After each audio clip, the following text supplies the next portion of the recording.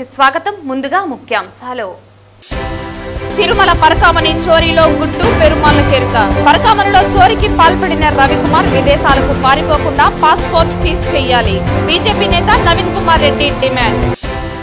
నేడు అంకురార్పణతో ప్రారంభమైన కలియుగ దైవం శ్రీ వెంకటేశ్వర స్వామివారి సాలకట్ల బ్రహ్మోత్సవాలు సెప్టెంబర్ 24వ తేదీ నుండి అక్టోబర్ 2వ తేదీ వరకు వైభవంగా జరగనున్న ఈ ఉత్సవాలు. వార్తల్లోని వివరాలు. తిరుమల కలియుగ దైవం శ్రీ వెంకటేశ్వర స్వామి సాలకట్ల బ్రహ్మోత్సవాలు నేడు అంకురార్పణతో ప్రారంభం కానున్నాయి. సెప్టెంబర్ 24వ తేదీ నుండి అక్టోబర్ 2వ తేదీ వరకు ఈ ఉత్సవాలు వైభవంగా సాగనున్నాయి. బ్రహ్మోత్సవాలకు నేడు రాత్రి 7 గంటల నుండి 8 గంటల మధ్య అంకురార్పణ ఘట్టం నిర్వహించనున్నారు. ఈ బ్రహ్మోత్సవాలలో సెప్టెంబర్ 24వ తేదీ సాయంత్రం 5:43 నుండి 6:15 మధ్య మీనలగ్నంలో ధ్వజారోహణ కార్యక్రమం జరగనుంది. అదే రోజు రాత్రి 9 గంటలకు శ్రీవారి పెద్దశేష వాహన సేవ ఉంటుంది. మరుసటి రోజు కూడా రాత్రి 9 నుండి 11 గంటల వరకు పెద్దశేష వాహన సేవ కొనసాగుతుంది. ఈ బ్రహ్మోత్సవాల సందర్భంగా ముఖ్యమంత్రి చంద్రబాబు నాయుడు ప్రభుత్వం తరపున శ్రీవారికి పట్టు వస్త్రాలు సమర్పించనున్నారు. ప్రతిరోజు ఉదయం 8 నుండి 10 గంటల వరకు, రాత్రి 7 నుండి 9 గంటల వరకు స్వామివారి వాహన సేవలు నిర్వహిస్తారు. ఈ ఉత్సవాలలో అత్యంత ముఖ్యమైన ఘట్టం గరుడ వాహన సేవ. ఇది సెప్టెంబర్ 28వ తేదీ రాత్రి జరుగుతుంది. గరుడ వాహనం రాత్రి 7 గంటల నుండి తెల్లవారుజామున 2 గంటల వరకు కొనసాగుతుంది. అక్టోబర్ 2వ తేదీ ఉదయం 6 గంటలకు చక్రస్నానం నిర్వహించిన తర్వాత ధ్వజారోహణంతో శ్రీవారి బ్రహ్మోత్సవాలు పరిసమాప్తం కానున్నాయి. ఈ బ్రహ్మోత్సవాలకు వచ్చే సామాన్య భక్తులకు పెద్దపీట వేయాలని టీటీడీ నిర్ణయించింది. ఈ ఉత్సవాలలో కేవలం సర్వదర్శనం మాత్రమే అమలు చేయనున్నట్లు టీటీడీ అధికారులు ప్రకటించారు.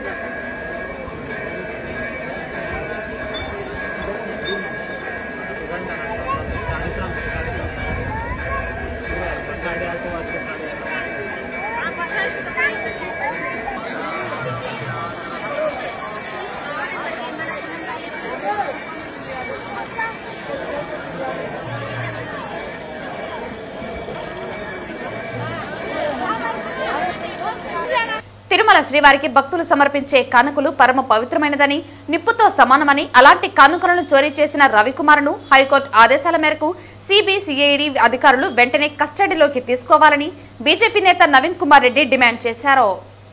పరకామణిలో చోరీకి పాల్పడిన రవికుమార్ విదేశాలకు పారిపోకుండా పాస్పోర్ట్ సీజ్ చేయాలని తెలిపారు. పరకామణి చోరీ కేసులో నిజ నిజాలు నిగ్గు తేలే వరకు రవికుమార్తో పాటు వారి కుటుంబ సభ్యులకు ప్రభుత్వ చొరవతో పోలీసు రక్షణ కల్పించాలన్నారు. పరకామణిలో రవికుమార్ కోట్లాది రూపాయల చోరీ సొత్తుతో అక్రమాస్తులు సంపాదించడం అనేక సంవత్సరాలుగా జరుగుతున్న వ్యవహారాన్ని టీటీడీ పూర్వపు ఉన్నత అధికారులు విజిలెన్స్ నిఘా వ్యవస్థ గుర్తించకపోవడం బాధ్యత రాహిత్యమని, వారందరినీ కూడా చోరీ విచారణలో భాగస్వాములు చేర్చాలన్నారు. హైకోర్టు ఆదేశాలతో సిబిసిఐడి విచారణకు ఆదేశించడం, రాష్ట్ర ప్రభుత్వం సైతం సిట్ వేయబోతున్నామని చెప్పడం, ప్రతిపక్ష పార్టీ స్థానిక ఎంపీ సిబిఐ విచారణకు కేంద్ర ప్రభుత్వానికి లేఖలు రాయటంతో భక్తులలో గందరగోళం ఏర్పడిందని, కాలయాపన జరగకుండా పరకామణి చోరీ గుట్టురట్టు చేసి వాస్తవాలను, దోషులను శ్రీవారి భక్తుల ముందు నిలబెట్టాలన్నారు. పరకామణి చోరీ కేసు విషయంలో విమర్శలు, ప్రతి విమర్శలతో కాలయాపన చేయకుండా వాస్తవాలను వెలుగులోకి తీసుకొచ్చి శ్రీవారి సొమ్మును రికవరీ చేయాలన్నారు. శ్రీవారి సొమ్మును చోరీ చేసిన రవికుమార్ లాంటి వ్యక్తులను ఆశ్రయం ఇచ్చిన మఠాధిపతులను సైతం కేసులో భాగంగా విచారణ జరిపితే నమ్మలేని నిజాలు వెలుగులోకి వస్తాయన్నారు. తిరుమల శ్రీవారి ఆలయంలోని పరకామణిలో చోరీ జరిగిందని చెప్పి ఈరోజు కోట్లాది మంది భక్తులంతా కూడా ఎంతో ఆవేదన చెందుతున్నారు, ఆందోళన చెందుతున్నారండి. తిరుమల శ్రీవారి పరకామణి లోగుట్టు పెరుమాళ్ల కేరుక. ఈరోజు విమర్శలు, ప్రతి విమర్శలు చేసుకుంటున్నారు. నేను ఒకటే రాష్ట్ర ప్రభుత్వాన్ని, టీటీడీ ఉన్నతాధికారులని, ధర్మకర్తల మండలిని విజ్ఞప్తి చేస్తున్నా. ఈ రవికుమార్ అనే వ్యక్తి ఎవరు? ఈ రవికుమార్ అనే వ్యక్తి ఏ మఠంలో ఎన్ని సంవత్సరాలుగా సేవకుడిగా పనిచేస్తున్నాడు? అతనిని తిరుమల శ్రీవారి ఆలయంలోని పరకామణికి ఎప్పటి నుంచి డ్యూటీలు వేస్తున్నారు?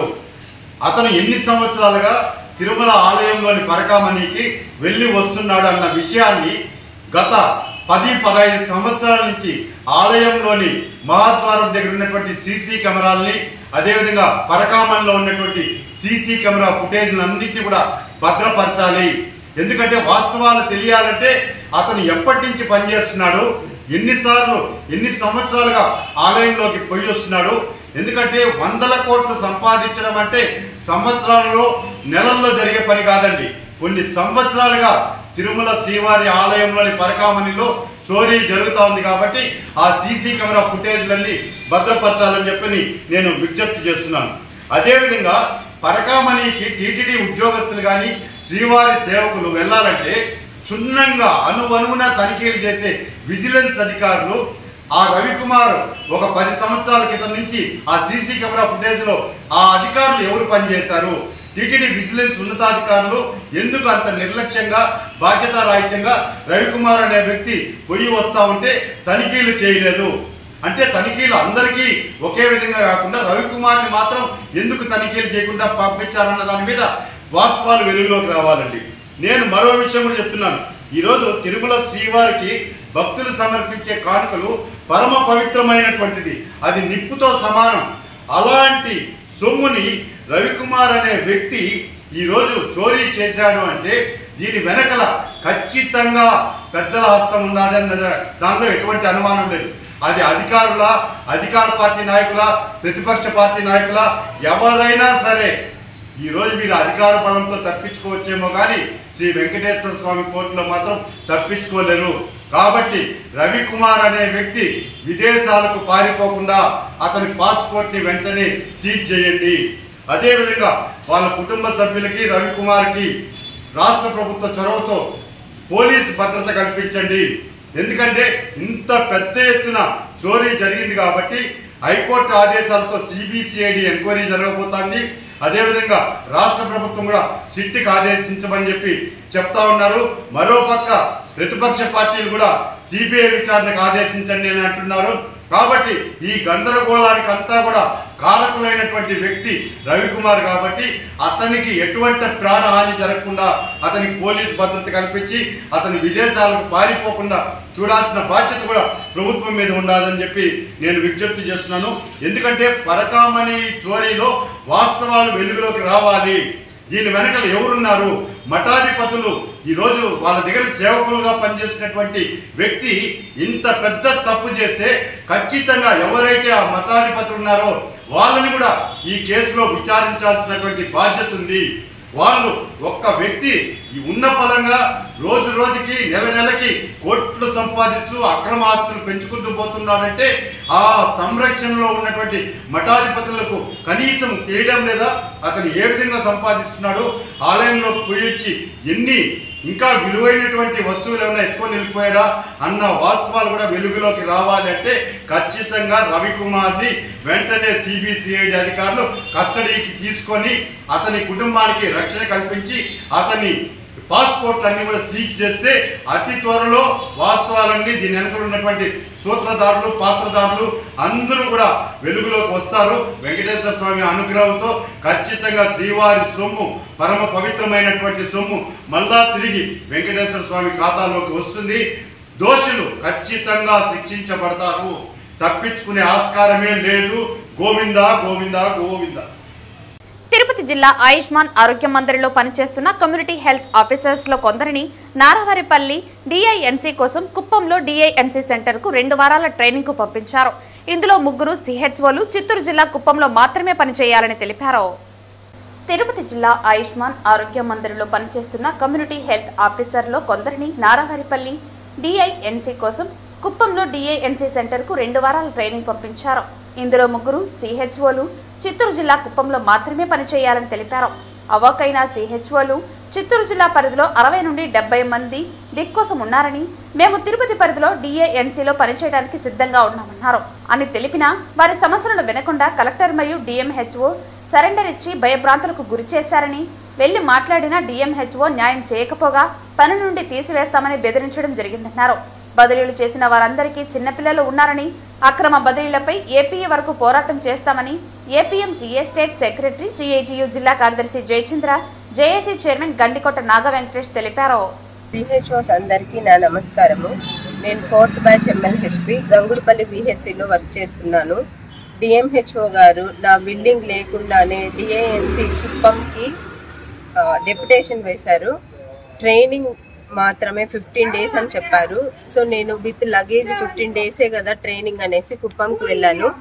కుప్పంకి వెళ్తే అక్కడ టాటా టీం వాళ్ళు ఏం చెప్పారంటే ఇక్కడ ట్రైనింగ్ తీసుకుంటే ఖచ్చితంగా కుప్పంలోనే ఉండాలి అని చెప్పారు. సార్ మాకు అలా ఏం ఇన్ఫర్మేషన్ ఇవ్వలేదు, జస్ట్ 15 days ట్రైనింగ్ మాత్రమే వెళ్ళమని చెప్పారు అని వాళ్ళకి చెప్పాము. చెప్తే వాళ్ళు లేదమ్మా 2 రీబ్యాక్ అవుతారు, మిగిలిన 2 ఖచ్చితంగా కుప్పంలోనే ఉండి వర్క్ చేయాలి, దీనికి క్యాడర్స్ ఉంటాయి, పీసీసీ క్యాడర్ అని కోఆర్డినేటర్ క్యాడర్ అని చెప్పారు. పీసీసీ అన్న వాళ్ళు పిహెచ్సి లెవెల్లో వర్క్ చేయాల్సి ఉంటుంది అండర్ డిఏఎన్సీ అని చెప్పారు. కోఆర్డినేటర్ అన్న వాళ్ళు ఖచ్చితంగా టాటా డింక్ సెంటర్ ఏదైతే కుప్పంలో ఉందో అక్కడే వర్క్ చేయాల్సి ఉంటుంది అని చెప్పారు. అది కూడా అడిగాను, సార్ ఎన్ని డేస్ చేయాల్సి ఉంటుంది ఇక్కడే వర్క్ అంటే అంటిల్ ఫర్దర్ ఆర్డర్స్ అమ్మ చెప్పలేము, అది 3 years కావచ్చు 2 years కావచ్చు, ఇంత టైం అని చెప్పలేమని చెప్పారు. సో నాకైతే చిన్న పిల్లలు ఉన్నారు, స్కూల్ గోయింగ్ చిల్డ్రన్, వాళ్ళని చూసుకోవడానికి ఎవరు లేరు, నేనైతే కుప్పంలో ఉండలేను సార్, నేను నారావారిపల్లిలో అయితే వర్క్ చేస్తాను అని చెప్పాను. వాళ్ళు యాక్సెప్ట్ చేయలేదు, ఖచ్చితంగా కుప్పంలోనే ఉండాలని చెప్పారు. నేను రీబ్యాక్ వచ్చేసాను తిరుపతికి 8th డింక్ ట్రైనింగ్ వెళ్ళాను. వాళ్ళు అక్కడ చెప్పడంతో మళ్ళీ తిరుపతికి వచ్చేసాను. తిరుపతికి వచ్చేసి డిఎంహెచ్ఓ సార్కి చెప్పాను, సార్ నాకు పిల్లలు ఉన్నారు, నేను అక్కడే ఉండి వర్క్ చేయలేను, తిరుపతిలో ఎక్కడైనా వర్క్ చేస్తాను సార్ అని చెప్పాను. సార్ లేదమ్మా ఖచ్చితంగా మీరు కుప్పంలోనే ఉండాలని చెప్పారు. నాకైతే ఇబ్బంది, విత్ ఇన్ ద డిస్ట్రిక్ట్ అయితే నేను వర్క్ చేయగలను, అదర్ దాన్ ద డిస్ట్రిక్ట్ అంటే నాకు పిల్లలు ఉన్నారు కాబట్టి నాకు ఇబ్బంది, నేను వెళ్ళలేను. నేనేం గవర్నమెంట్కి అగైనెస్ట్ కాదు, డిఎంహెచ్ఓ ఆర్డర్స్కి అగైనెస్ట్ కాదు, ఇక్కడైతే హ్యాపీగా హోల్ హార్టెడ్గా వర్క్ చేస్తాను. కానీ నా బాధని ఎవరు అర్థం చేసుకోవట్లేదు. కలెక్టర్ సార్ని కలిసాను, డిఎంహెచ్ఓ సార్ని కలిసాను, డిపిఎంఓ సార్ని కలిసాను, ఎవరు నన్ను కన్సిడర్ చేయట్లేదు. పైగా సరెండర్ ఆర్డర్స్ షోకాజ్ ఇచ్చారు, నేను రిటర్న్ వచ్చేసాను కాబట్టి షోకాజ్ నోటీస్ ఇచ్చారు, దానికి కూడా ఎక్స్ప్లెనేషన్ ఇచ్చాను కానీ యాక్సెప్ట్ చేయలేదు. మళ్ళీ కలెక్టర్ ఆఫీస్కి వెళ్ళాను, కలెక్టర్ సార్ అవైలబుల్గా లేరు. సో జేసీ సార్ని కలిసాను, జేసీ సార్ నేనేం చేయలేనమ్మా, నువ్వు కలెక్టర్ సార్తోనే మాట్లాడుకోవాలి అని చెప్పారు. మళ్ళీ డిఎంహెచ్ఓ సార్కి వచ్చిన ఏదైనా కన్సర్న్ చూపిస్తారేమో అని, అయినా కూడా లేదు.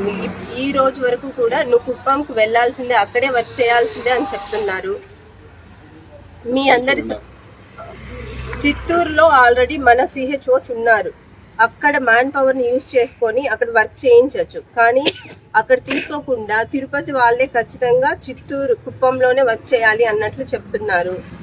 ఇది నాకనే కాదు మీ అందరికి కూడా ప్రాబ్లమే. ఈరోజు నాకు వచ్చిన సమస్య రేపు మీకు కూడా రావచ్చు.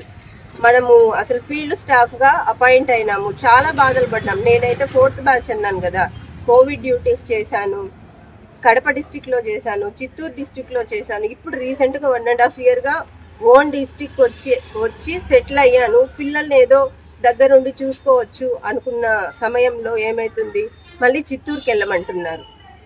ఇది ఎంతవరకు సమంజసం అనేది తెలియట్లేదు. ఈరోజు నాకు వచ్చిన సమస్య రేపు మీకు కూడా రావచ్చు. సో మనం అందరము కలిసి ఒకటిగా ఉండి మనం మన డిస్ట్రిక్ట్లోనే పని చేసుకుందాము. సో నాకు మద్దతు ఇవ్వాలని కోరుకుంటున్నాను. తిరుపతి సిహెచ్ఓస్ నా యొక్క బాధను అర్థం చేసుకొని నాకు సపోర్ట్ చేస్తారని కోరుకుంటున్నాను. వార్తలు ముగించే ముందు ముఖ్యాంశాలు మరోసారి. తిరుమల పరకామణి చోరీలో గుట్టు పెరుమాళ్ల కేరుక. పరకామణిలో చోరీకి పాల్పడిన రవికుమార్ విదేశాలకు పారిపోకుండా పాస్పోర్ట్ సీజ్ చేయాలి. బీజేపీ నేత నవీన్ కుమార్ రెడ్డి డిమాండ్. నేడు అంకురార్పణతో ప్రారంభమైన కలియుగ దైవం శ్రీ వెంకటేశ్వర స్వామి వారి సాలకట్ల బ్రహ్మోత్సవాలు సెప్టెంబర్ 24వ తేదీ నుండి అక్టోబర్ 2వ తేదీ వరకు వైభవంగా జరగనున్న ఈ ఉత్సవాలు. ఈ వార్తలు ఇంతటితో సమాప్తం. తిరిగి వార్తల్లో మళ్ళీ కలుద్దాం. అంతవరకు సెలవు. నమస్కారం.